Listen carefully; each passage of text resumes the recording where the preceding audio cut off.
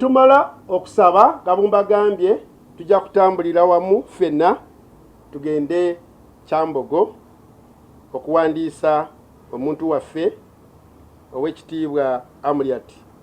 Tosobola kutugamba ntugenda kujja nga mabirizi yeesimbyewo ku lulwe. Olaba yeesimbyewo ku lulwe omugamba nti ajje n'abantu 10 naye ate oli agenda okwesimbawo ku lw'ekibiina. So n'olwekyo batusuubire nti buli department ekwatibwako mu FDC egenda kubeerawo ng'epresentinga candidate.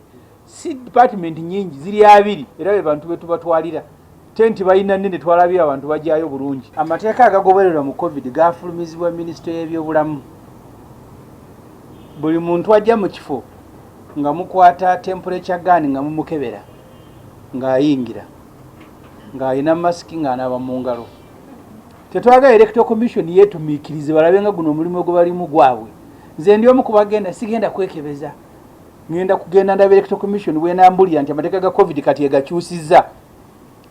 Guidelines zigamba kufuna temperature gun oli wajja ng'ogimuteekako bw'aba temperature ziri waggulu ng'agenda mu isolation oba ng'oyita ab'ebyobulamu. Ate naye enkya mugenda kulaba abantu abagenda kujja ne Museveni nga bajja kubeera bameka.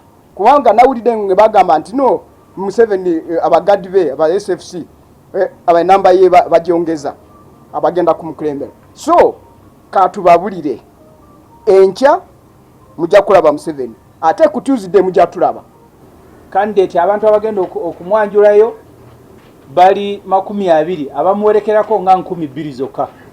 Mwebale nnyo mwebale.